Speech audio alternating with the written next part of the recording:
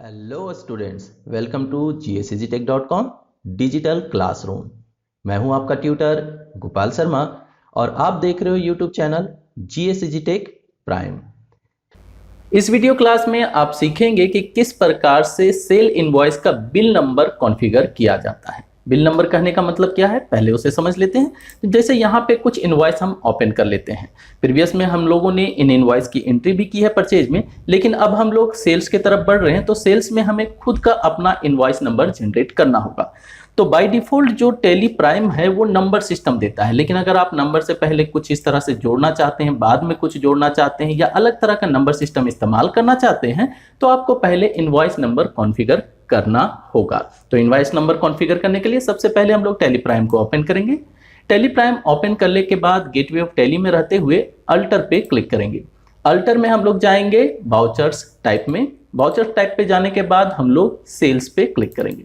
जब सेल्स खुल जाएगा तो यहाँ पे एक ऑप्शन होता है मेथड ऑफ वाउचर नंबरिंग, और इसके नीचे उससे संबंधित कॉन्फ़िगरेशन के ऑप्शन भी मिलते हैं। जब आप यहाँ पे क्लिक करेंगे तो आप पाएंगे मेथड ऑफ नंबरिंग में 5 तरह के मेथड अवेलेबल हैं। पहला है ऑटोमेटिक।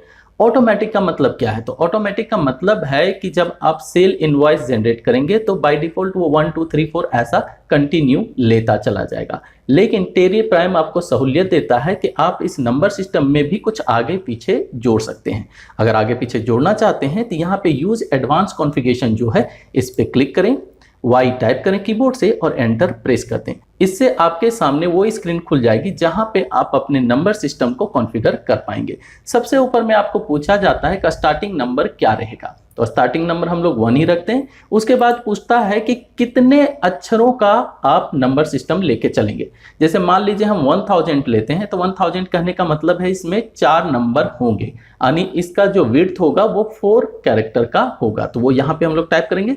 जैसे हम लोग 3 चाह रहे हैं तो हमने यहाँ पे लिखा 3, ठीक है। उसके बाद एंटर प्रेस करेंगे तो ये दूसरा सवाल जो पूछता है वो ये है कि क्या आगे के जो जगह खाली रहेंगे उन्हें हम 0 से भर दें। एग्जाम्पल के तौर पे यहाँ पे 1 से शुरू करेगा। अब 1 से शुरू करेगा तो आगे तो 2 जगह खाली है, क्योंकि हमने इसे बताया है कि 3 जगह लेने हैं। अब अगर यहाँ पे आप चाहते हैं कि 0 भर दिया जाए तो यस कर दीजिए, और अगर आप नहीं चाहते हैं तो नो रहने दें।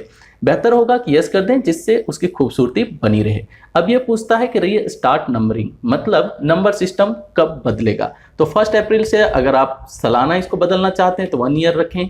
अगर आप इसे मंथली बदलना चाहते हैं या कभी नहीं बदलना चाहते हैं या वीकली बदलना चाहते हैं तो वो आप यहाँ से ले लें।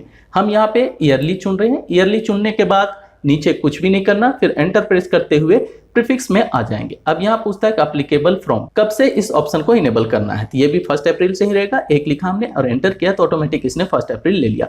अब ये बोलता है कि प्रीफिक्स मतलब आगे आप क्या लगाना चाहते हो।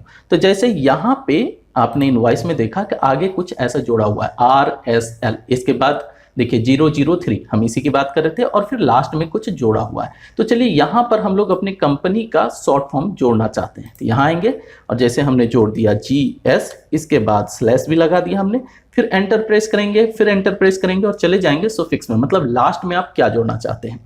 अब लास्ट में मान लीजिए हम 1 अप्रैल से एप्लीकेबल करना चाहते हैं और जोड़ना चाहते हैं ईयर, तो हमने यहाँ स्लैश लगाया और डाल दिया 2021। आप जो भी कॉन्फ़िगरेशन करना चाहते हैं, जिस तरह का भी सेटिंग चाहते हैं, वो आप यहाँ पे कर सकते हैं। हम एक एग्जांपल ले रहे हैं। इसके बाद एंटर प्रेस करते हुए आगे बढ़ेंगे और इसे सेव कर देंगे। अब कंट्रोल ले करके इस सेटिंग को हम सेव कर देते हैं और आपको सेल इनवॉइस में ले जाके दिखाते हैं किस तरह का आपको सेल नंबर नजर आएगा। इसके लिए आ जाएंगे हम लोग गेटवे ऑफ टैली में और यहाँ वाउचर्स पे क्लिक करेंगे। इसके बाद सेल्स वाउचर को ओपन कर लेंगे। अब देखिए जो भी हमने तरीका यहाँ पे लिया है और उसमें जो कॉन्फ़िगरेशन हमने किया है उसके अनुसार हमारा यहाँ पे इनवॉइस नंबर दिख रहा है। हमने शुरू में बोला कि GS जोड़ दो स्लैश के साथ। उसके बाद हमने बोला था कि 3 अक्षर का नंबर सिस्टम रहेगा और जो खाली रहेंगे उस पर 0 आपको लगाना है। तो इसने लगा दिया और लास्ट में हमने स्लैश के साथ 2021 जोड़ा था। तो ये हमारा कंप्लीट इनवॉइस नंबर हो गया। लेकिन चूंकि हमने ऑटोमेटिक लिया है तो इसमें किसी तरह का बदलाव नहीं कर सकते, और अगर आप बदलाव करना चाहते हैं तो आपको सेकेंड मेथड लेना पड़ेगा। अब सेकेंड मेथड के लिए वापस हम लोग अल्टर में जाएंगे। अल्टर में जाने के बाद वाउचर टाइप में जाएंगे। वाउचर टाइप में जाने के बाद जी हाँ सेल्स में जाएंगे और सेल्स में हम लोग पहुंचेंगे मेथड ऑफ वाउचर नंबरिंग में। यहाँ पे क्लिक करेंगे और ले लेंगे ऑटोमेटिक विथ मैनुअल ओवरराइड। अब इससे क्या होगा कि हमने ऑटोमेटिक तो लिया है, लेकिन मैनुअल भी है, मतलब हम उसे अपने से भी चेंज कर सकते हैं।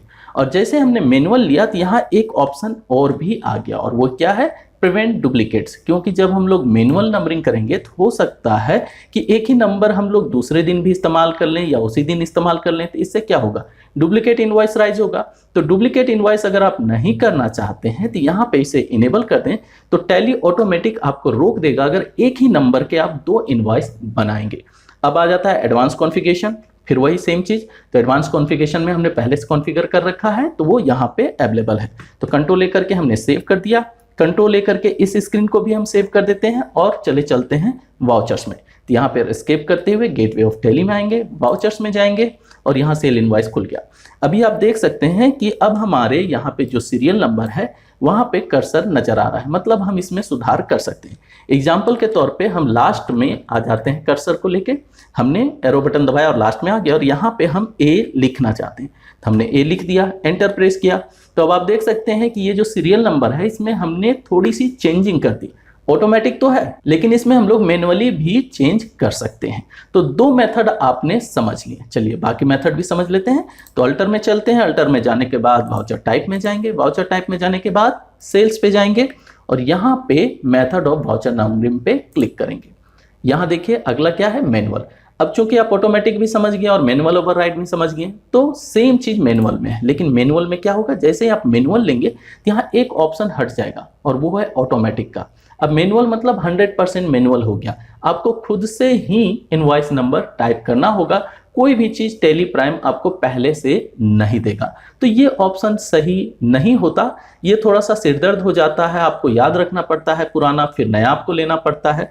तो ये मेरे हिसाब से सही नहीं है, लेकिन कभी कभी मैनुअल सिस्टम भी बहुत अच्छा काम करता है जिनको इनकी जरूरत होती है। अगले मेथड की बात करते हैं, तो अगला मेथड है मल्टी यूजर ऑटो।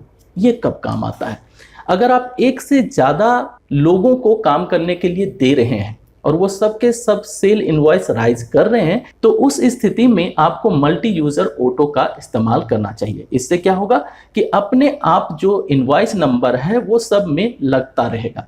अगर कोई मान लीजिए एक नंबर एंट्री करने लगा और दूसरे ने इंटर किया तो ऑटोमेटिक उसे दूसरा नंबर मिल जाएगा, और पहला जब फिर से एंट्री करने आएगा तो उसे अगला नंबर मिलेगा, अर्थात तीसरा नंबर मिलेगा।